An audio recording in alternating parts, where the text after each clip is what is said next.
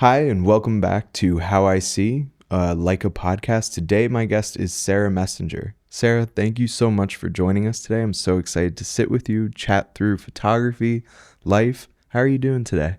I'm good. Thanks for having me, Jack. Of course, it's so good to have you back. So, where I'd like to start today is at the beginning.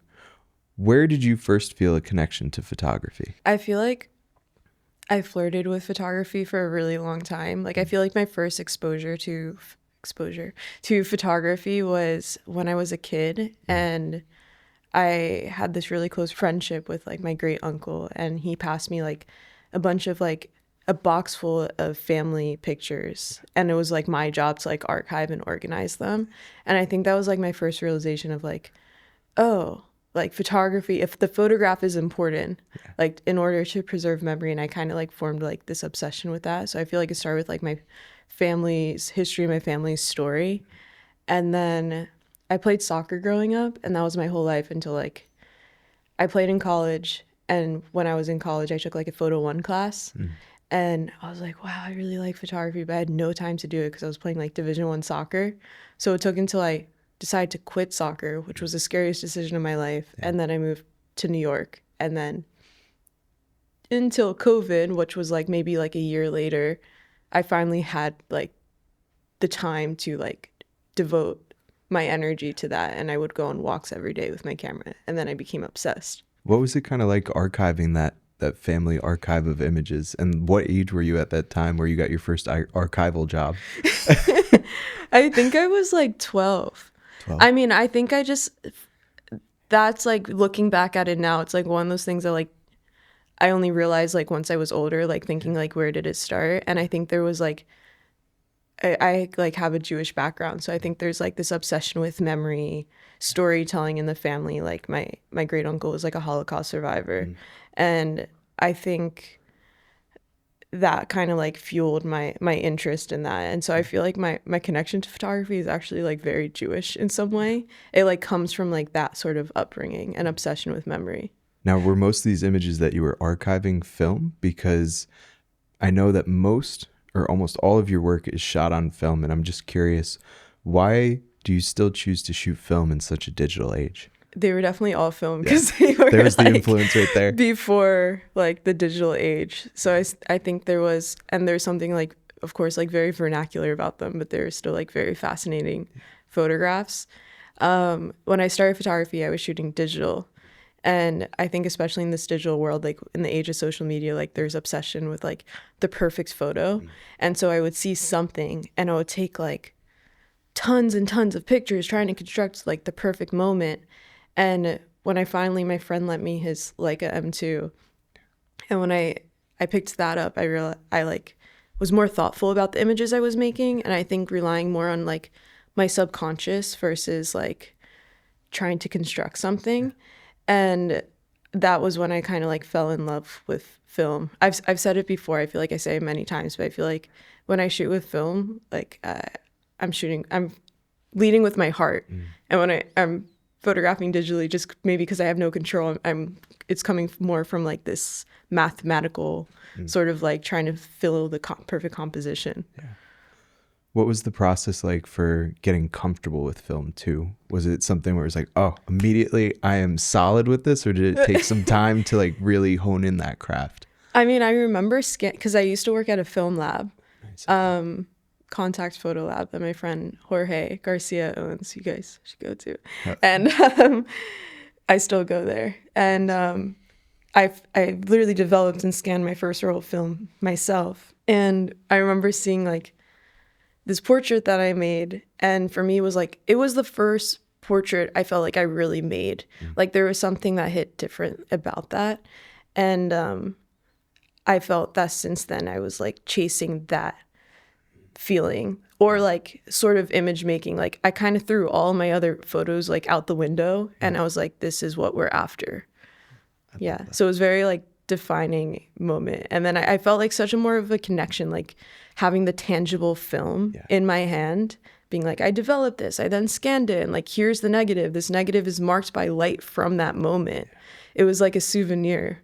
It was a prize. And I think digital, I would never get that. Like I can make a beautiful digital photo and like I'm just like silly. Like I just like feel like it's not real because I can't hold it. Yeah. Unless if I print it, but that's like not the same thing. No, I like that a lot. The negative. It's psychotic. It doesn't make any sense. It makes sense. It's like something I should get over. No, I like it. I'm also seeing the pattern of you were influenced by film. You worked in a film lab. It only makes sense that you're shooting film. I kind of just fell into it. Yeah. My friend like made me take his M2. I didn't want to. I was like, this is stupid. It's always a friend who's a bad influence. And then my boss, Jorge, he gave me rolls of film, and so it was just forced upon me. And then I was like, oh. You never had a choice. Yeah. They're like, you're doing this now. Are you still developing and processing your own film? Or I always scan my own stuff, and I like to be in the darkroom as much as possible, but that's not very often because I don't have my own and it can be expensive. Yeah. Color, I don't process on my own. My black and white, which has been like something I'm really into right now, I've been doing in my bathroom, which has been, it feels amazing. Nice. Like feel like I'm like a mad evil scientist. Watching your creations come to life. Yeah, it's really awesome. Like I turn my phone off. I'm like, nobody can bother me for the entire day, and like I'm just hours doing it. That. It's like a meditation almost. No, not for me. I'm too neurotic. Like it's not. It's torture actually, but it's also wonderful at the same time. Yin and yang, perfect balance. Yeah. Are you still? What does your archiving process look like now? Are you still keeping your negatives? Do you have a system? Oh, you have to keep your negatives. Yeah, perfect. I have a system, but I feel like the system, like you revamp it and you're like, this is it. And then you're like, you find like a fault in it and you're like, oh, I should actually do this. Because the more the archive grows, like the scarier it gets. Like I don't have a studio or anything. Like I have like this closet devoted to my archive, and like I'm running out of space. Because it's also my clothes. It's the same closet, but I might have my clothes. There's like my clothes on one side and my archive on the other, and it's getting a bit out of hand. I don't know what to do. It'll be a new revamp of the system again. Yeah. Well, I'd also love to go into some of your projects as well and your work, especially the Teenagers Project, which I think you're most well known for. And I'd just love for you to give us a little bit of background on that project, how it came to be. Please share a little bit with us about that. I started that project like really when I was first learning and getting to know photography and like learning to use flash for the first time and learning to use film. And I would walk on the streets with my camera like 10 miles a day, and I was just making portraits of people. And I would always go to Tompkins Square Park. So one day I ran into this group of 3 teenagers and I asked to make their portrait. And they're like, yes. And we were talking, and I made their picture. And when I walked away, I grew up like in the suburbs of Philadelphia in New Jersey. And it was so boring, and it was like conformity, like ruled the hearts and minds of the youth. Like you had to dress like this, you had to do this. And I never quite fit in, but like I tried my very best. Yeah. And I always was curious what it would be like to grow up in New York. And I felt like these kids represented to me like this sort of like liberation. And like they embodied like, they just weren't afraid to express themselves. Like they would wear whatever they wanted. They would dye their hair, like sort of like this youth that I never had. Mm-hmm. And so I was super curious about it, and I kept running into them. And then eventually I was like, how would you guys feel if I photographed your day in the life being New York City teenagers, which is such a weird question. Like imagine if somebody asked you that when you're a kid. And I guess they trusted me. I also kind of looked just like them. Like I looked like I could be a high school student. So if one of their friends didn't know me, they would come up to me and ask me what high school I went to. And I was like, I'm one of you, but I'm not. I mean, I was still in college. And then I would show up every day to the park. And I was barely even making pictures, but I was just hanging out. And then I was just in the group. Like I have like 10 younger siblings now. And they like grew up and like moved out of the city, and my life's been like very boring since. It's like I'm like, oh, now I guess I have to like grow up again. Like I don't know what to do with my life. I think you have a pretty good direction right now. I don't know.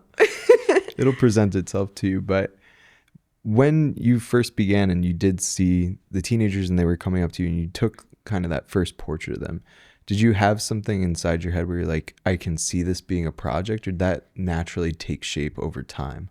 I think kind of both. I think like I had a vision, but I actually feel like it was one of those things like my skills didn't match my taste yet. And that's what I mean. Like there was so much learning like as I was doing it. Like I remember like I had to like run to like my teacher's house and like he had to give me a lesson on how to use flash because it was like November and there wasn't much daylight. Yeah. And especially after school and like around like 4:35 it began to get dark and I was like, what am I supposed to do now? And he had to like teach me. And but it was every single day. Yeah. So I would call practicing my photography every single day. And like, I'd go out there and be like, okay, today's the portrait. Like, or I always see them doing this. I need to get a good photo of that. And like, it was like boot camp in a way. Yeah. And like taught me how to like tell a story perhaps. I love that. And it's almost like as they're growing up, you were kind of growing as well with them. I was like 22 and I just moved to New York and I never had the opportunity to like find myself because again, like I grew up in the suburbs. It was totally lame and I grew up playing soccer. And so I did that always. And when I quit soccer, it was like the scariest decision of my life because it was all I knew about myself. And I moved to New York and it took me a little bit to like find my groove, got into photography, met these kids and like, I was like, oh my God, like I can be whoever I want. Like they kind of taught me that.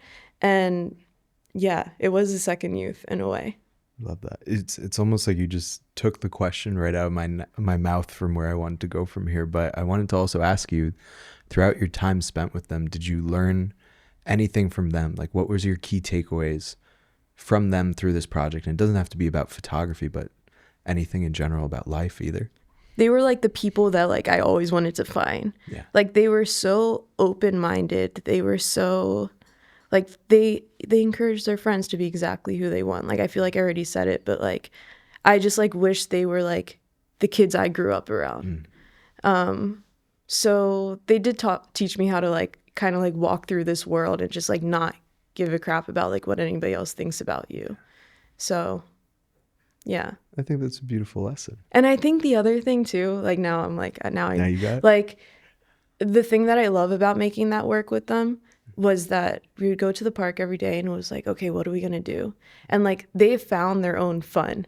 Like it was so playful, like because they were kids still, you know? Yeah. And I think like being somewhat of an adult, hanging out with them and like being so playful with them, like I feel like I like consciously take that into my like very adult life, somewhat very adult life now. Like I want to have fun. Like things can be serious and you do what you need to do, but like remember to laugh. Like I really think that whole experience like taught me that. Leave room for curiosity and creativity almost, right? Yeah. Yeah. Was there any one photograph during that project that really stuck out to you? Like where you snapped it? Obviously it's on film, so you can't see it right away, but in that moment. Yeah. There was definitely a few. Like I think of there's one of Polly, who was the one with the orange hair, the first one I met. And it was the first like photo that I made of them that was like, okay, like this is something. Like I must keep going. And it was her sitting in Tompkins with a birthday cake. It was her 16th birthday. And I remember like it felt like this meditation. Like it feels like the whole world kind of goes quiet when you're so in this moment. And that's always like the feeling I'm trying to chase as a photographer. Yeah.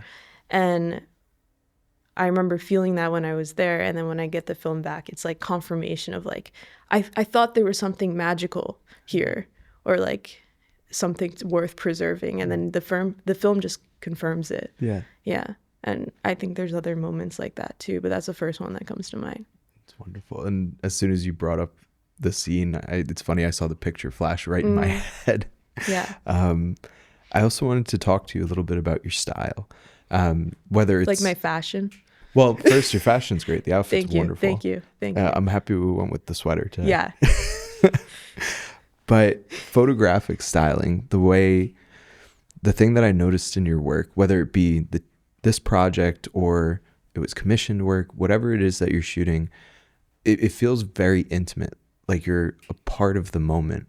And I was just wondering, is that something that you had developed over time, or was that always just kind of how you saw the world? Because it always felt like you were in the moment and it was just a perspective from there.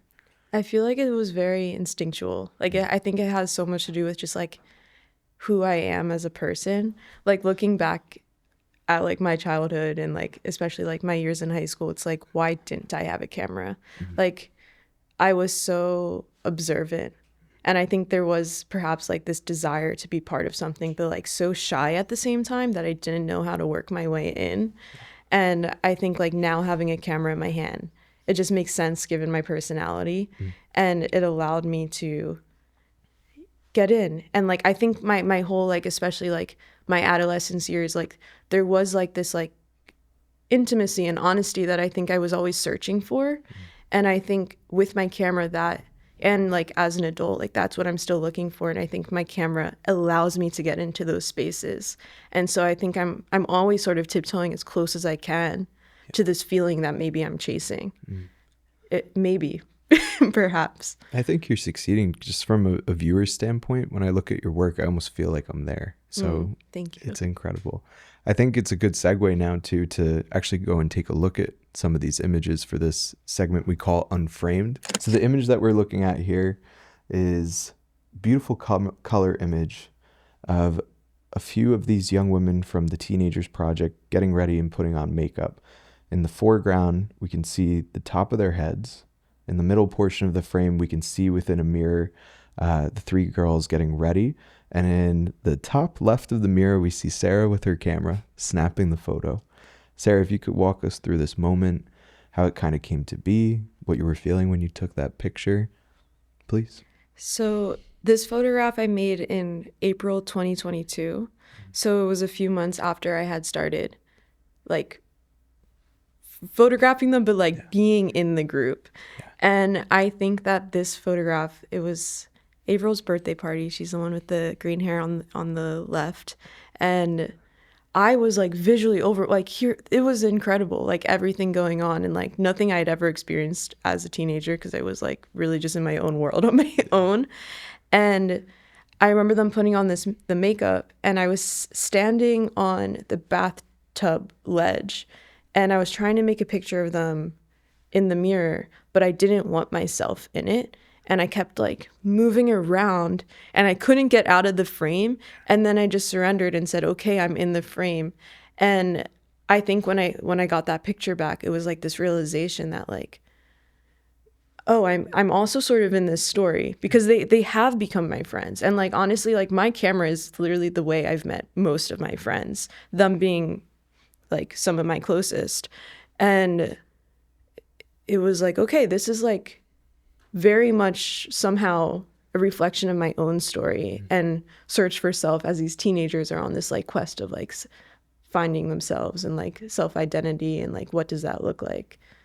So my story felt somewhat intertangled in theirs, and there was like this photograph proved it to me. Yeah I love that. I love that you're in the frame there too. It's an incredible image.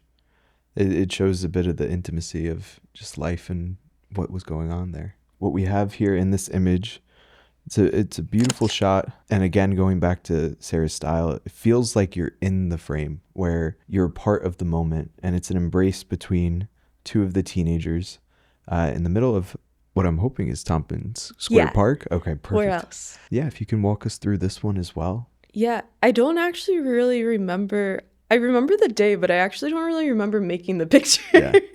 So I think that's like a testament of like how in the moment I guess I was. But it was, you know, these two teenagers, and I guess I saw their hair like morph into one.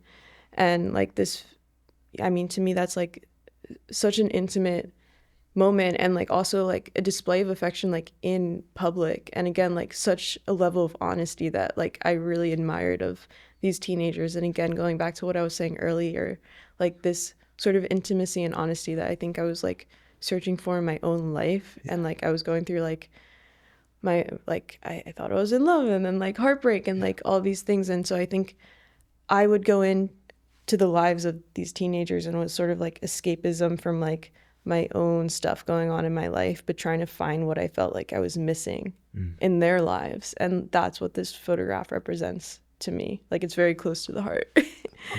Thank you for sharing it with us. And now a little differentiation for our listeners here. The first two images were in color, and this one was in black and white. And here in this frame, again, just it feels like we're a part of the moment. We're so close to the subjects, and it almost is like, from your perspective, like you're just the fourth person in this line. But to give people an understanding of what we're looking at here is we have three teenagers, one being in the almost left-hand third of the frame, with the head on the shoulder of another in the middle of the frame, and then the third edging into the right third of the frame, looking down at the ground. Sarah, what was this moment like, and what made you want to capture it? Well, this is like the first picture that I ever made of them. So that's why it's so nostalgic for me and like represents so much. Like, I always think like, what if I didn't walk in the park that day? Like, I remember I wasn't even like having a good day. Like, I was just trying to find something to pick me up, and they did, you know, they like, we walked like down the path and we just met each other. Like, I felt like there was like this mutual curiosity and like desire to speak to one another. And this frame was made, and like, I remember, I mean, it was like weeks, maybe months. Like, I think this picture I made in June 2021, and I didn't start photographing them until like October 2022, 2021. Yeah. So a few months later, and I kept running into them, and I had the idea, and it finally like, I gained the chutzpah to like ask them like, hey, can I hang out with you guys? But this, for me, like, this started it, and I walked around with the idea for like so long. So it like holds a very special place in my heart this day. I love that. It's so cool that the universe kind of kept bringing them back until you did finally ask them. The universe was like, here's your chance again. Here's your chance again. This is your opportunity. Yeah. And I'm so glad that you went and grabbed it, because the imagery from this project is incredible. We will definitely be linking it in the bio for all of our listeners to go and actually look at if they are not viewing. I think this is a really good segue too. And throughout this, we've been talking about the connection that you had with them.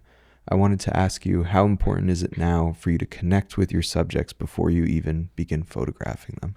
It's really important, but at the same time, I'm not nervous to go up to a complete stranger and ask to make their portrait on the street, because that's how I met them. Yeah. So I make a lot of my friends that way. Like, and I say friends before anything else, because I think I need to be friends with the people that I photograph. I need to have some sort of connection, share like some sort of kinship. And so I go on my walks with my camera, and I'm looking for people to photograph, and I think I want my subconscious to take over, and I don't know why I might be drawn to someone in that moment, but I'm gonna go find out once I talk to them. Yeah. And there's been people in like Mexico or now in India that like I went to ask for their portrait, and then we became friends. And then like next thing I know, I'm in their homes, or like years later, I'm still in touch with them, keeping up with them. And it all started with like the excuse to like, hey, can I make your portrait? Like, I love this, like your hair or something. And I think, again, for my personality, like being so shy growing up, my camera was like now the excuse to go talk to people. I was going to say, were you always comfortable with approaching people? No. How did you kind of develop that muscle? So when I first started taking pictures with my digital camera, I was hiding all the time. Like, I rarely was talking to people.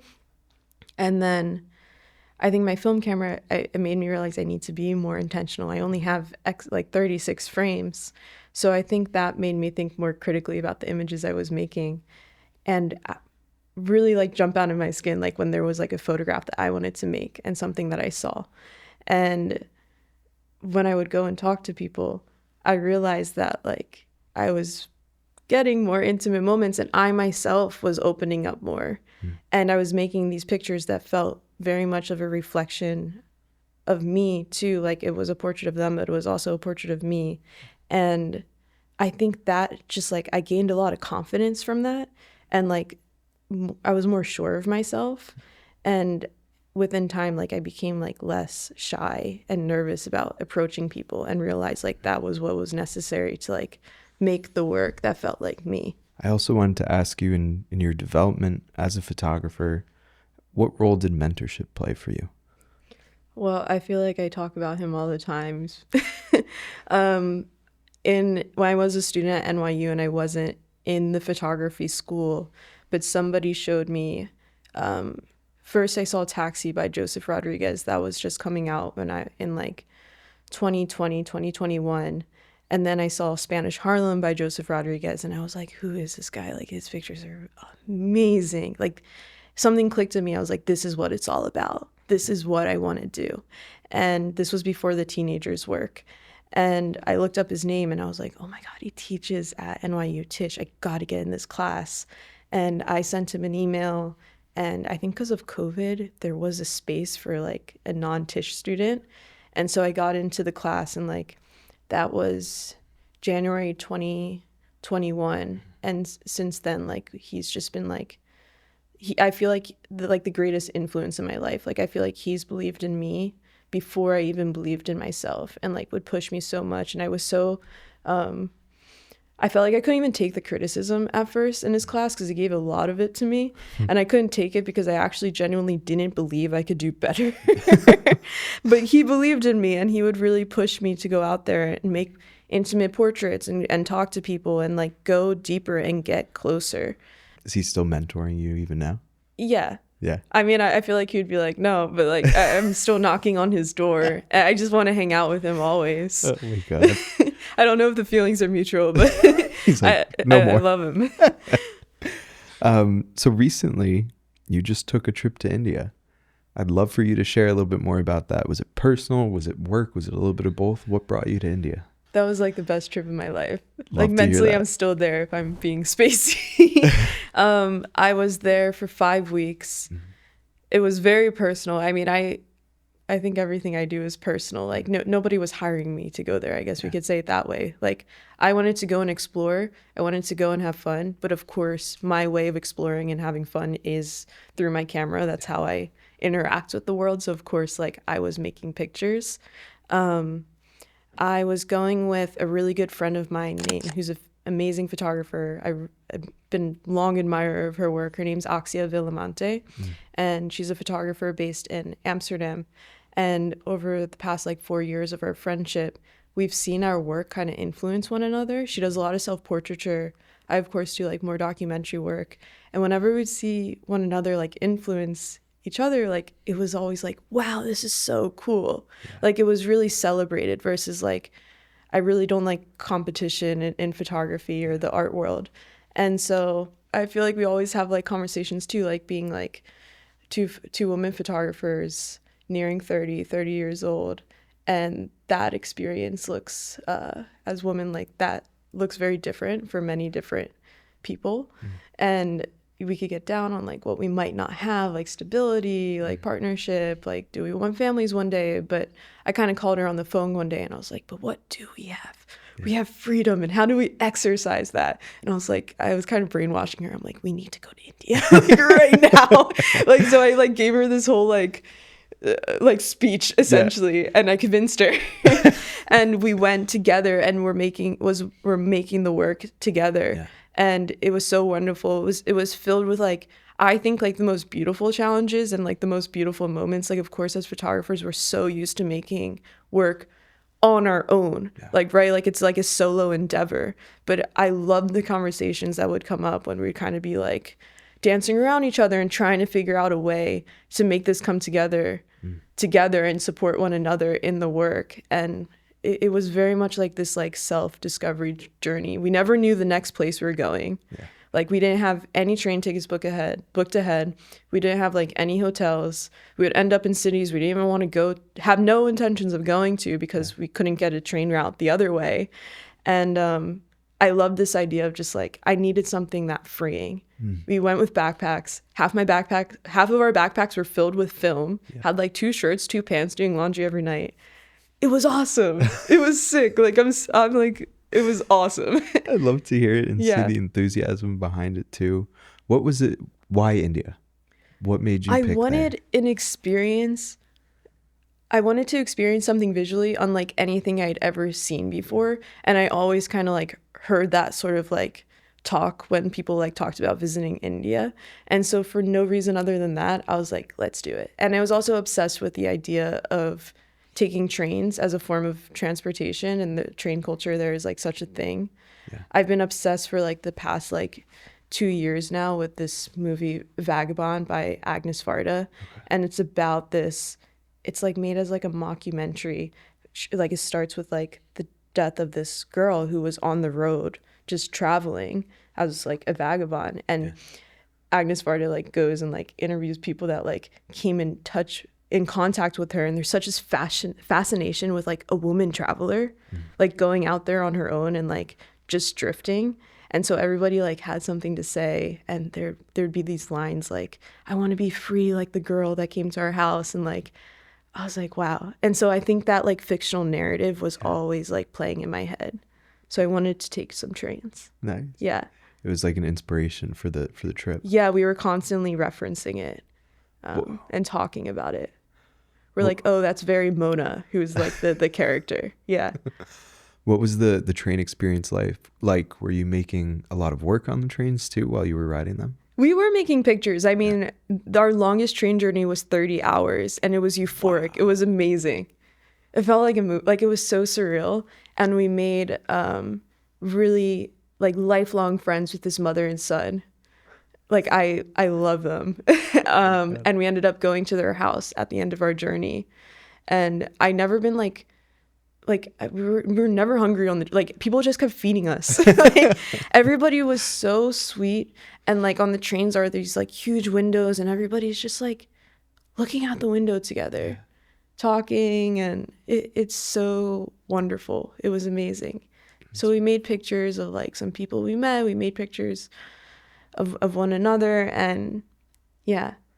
It's incredible how the connections happen though. Just like through this trip, through you guys taking pictures, you ended up at people's houses that you didn't know and able to build like a little bit of community with them and understand more about their life. That's incredible. Yeah, and I think being like, again, like this idea of like there's curiosity behind like the female traveler. Like I think people would see the two of us together, and we were also traveling together for like safety, you know, like that sort of thing.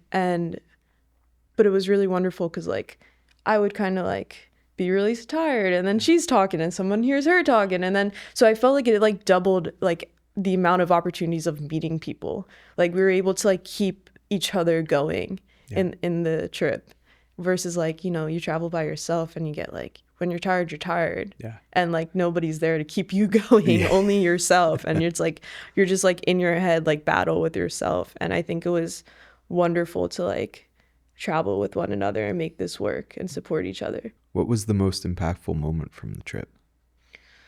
If you can only pick one, but you can pick a few as well. It was probably meeting this mother and son, Pooja and Aman. I know they're gonna like watch this, but like that was just, it felt like we found a family. Like we found a home away from home. Like it was so wonderful. And again, like we just spent hours and hours talking on this train, and we had so many questions about India, and like Aman was just like this encyclopedia, because it's a very interesting, complex place, and it's not very easy to understand. Yeah, I think it might have been that train journey. There were so many though. Like I have no idea. As they pop into head, just cut me off and Yeah. go into it. I was also curious, with being in this new kind of environment, did it change your perspective on how you worked? I don't think so. I think my approach is always the same. Like, you know, I'm out there just like trying to let my subconscious like take over, my curiosity. I try very hard not to edit myself on the spot. Like if you see something, go, you know, and not be like, oh, why am I going to make that picture? It's like, go find out why you're drawn to them.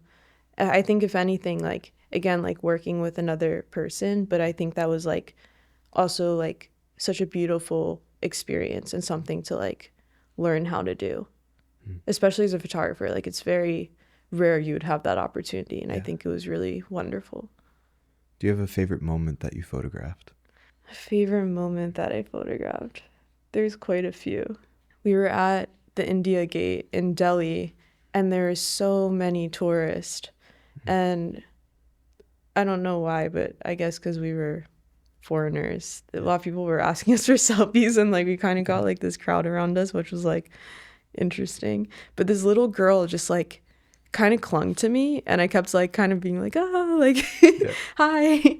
And then she like tapped me and took a step back, and then like just like put her arms out and just stared at the camera like ready for her picture.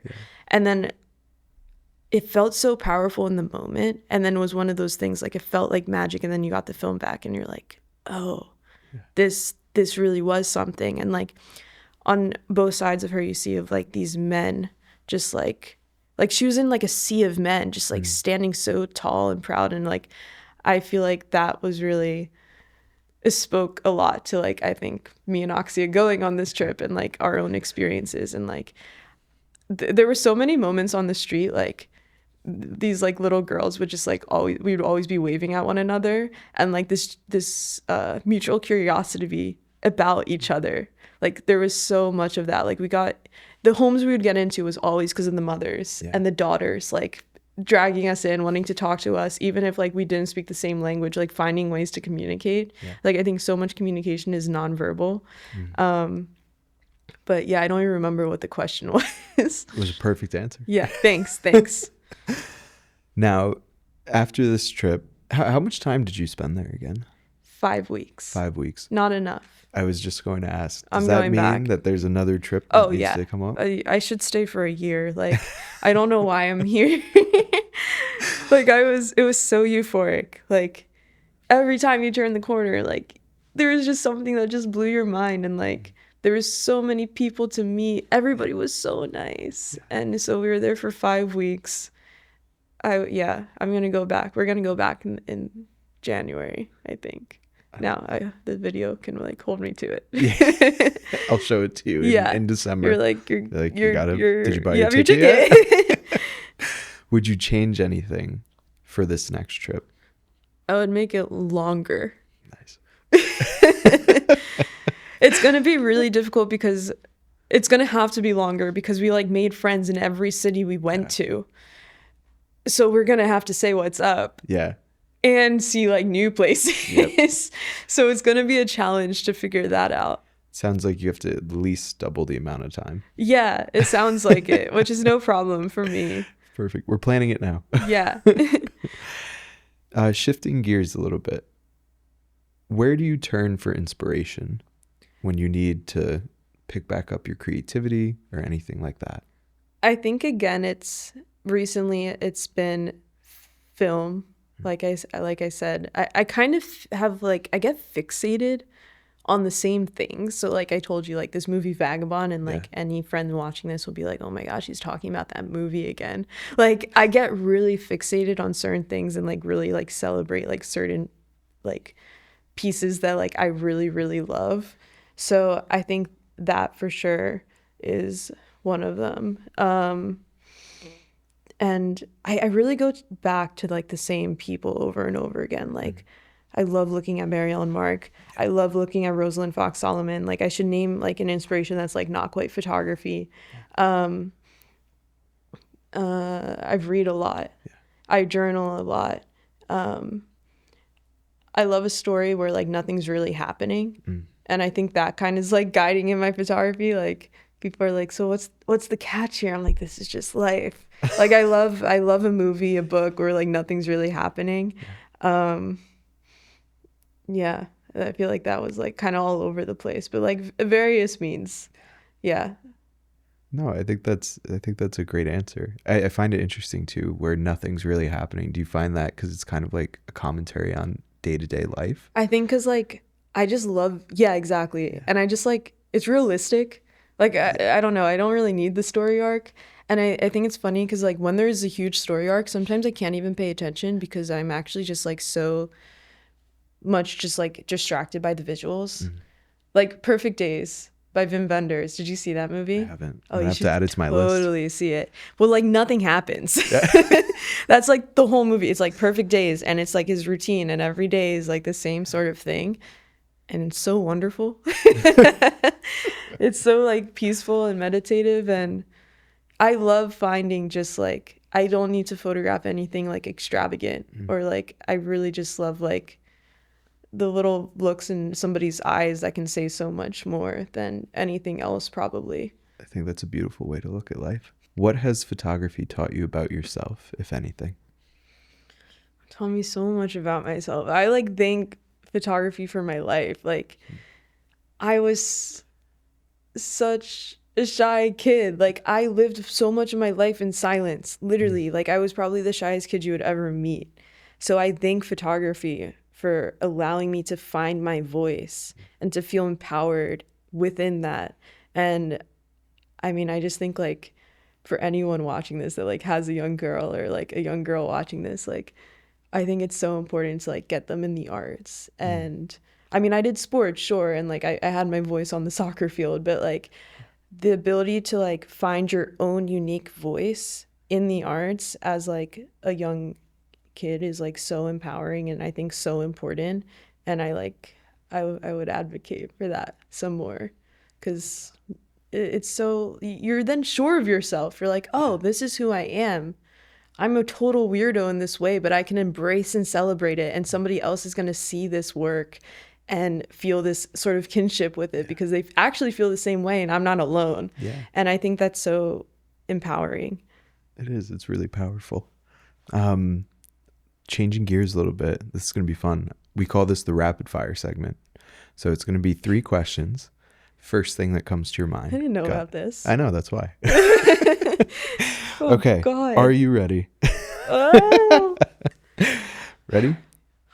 Describe your 3, photography. 2, hold on. Oh. Okay. Ready? Describe your photography in 1 word. I don't know. I was gonna say That was 3 creative. words. That's so stupid. Personal. I like it. Beautiful. Thanks. 1 camera and 1 lens for the rest of your life. Ooh. My M4P and the 35 millimeter reissue Sumalux. Thank you, Leica. Knew you were going to say it too. Yeah, it's all I I've love been that talking answer. about for the past year. I want that lens so bad. And Yeah. I understand why. I'm holding on to it. Okay. 3rd and final question. Who or what are you most interested in photographing? Who and what? Who or what? Who or what? Well, I mean, I don't want to like fall back on like what I've already photographed, but I do think there's a world in which like I really like to see people change and grow. And I think there's a world in which like the teenagers' work is not just teenagers' work. And I'm going to see them like grow up more and like maybe there's like a time jump for now. I feel like that's like maybe forever where my head is. And I think it helps that like we're very similar in age. So like we're kind of growing up together. Like Polly like on her like 17th birthday like said a joke to me. She was like, Sarah, we're catching up to you. And like they are, Yeah. you know? So I think that might be like a lifelong sort of thing. That's like, I'm just waiting to like get back into that. Yeah. I think it would be amazing to see it as a lifelong project. Yeah, perhaps. Be I very don't know. interesting. Or they'll tell me to like F off. But I love them. And then 1 question I like to ask everyone is if you could say anything to your younger self, what would you say? Oh, man. Stick in there. It's going to be okay. Yeah. Yeah, I mean, I guess nothing. Like, Yeah. you're going to figure it out. Yeah. So don't worry. Yeah. I think that's perfect. Man, but I think when I'm photographing, I carry my younger self so close to me. Like, I feel like everything I do is for her. Like, if she wouldn't believe the things I would do now, like backpacking in India for like 5 weeks, getting into like so many people's homes, like just like all the people I've met and all the experiences that like came through photography, like I don't think would believe it. Yeah. I think she would be super proud and excited. Yeah, that's why we do this. I love that. And then the last thing I'd like to offer you is we love to kind of create a platform for our artists to share any up and coming artists that they really admire. Is there anyone that comes to mind that you'd like to shout out? Yeah, a lot of people. I don't know how to like. It's okay. You could say it really fast. Just say a bunch all at once. No. I mean, my friend Oxia Villamonte, my friend Chris Perez, who we started like, I feel like, our photography journey together. My friend Alex Patterson Jones, who's like making like I don't even know how his mind works. Like, it's so crazy, like collages and like lots of mixed media, but all centered in photography. Yeah, my friend Tamar Gillis is killing it. I don't know. I have like way too many friends out there that are like killing it right now, in my opinion. Well, I'm excited to check out their work. But Sarah, thank you so much for joining me today. I had such a wonderful time getting to chat with you and getting to learn more about your work and just your perspective on life and photography. Thank you again. Thanks for having me. Of course.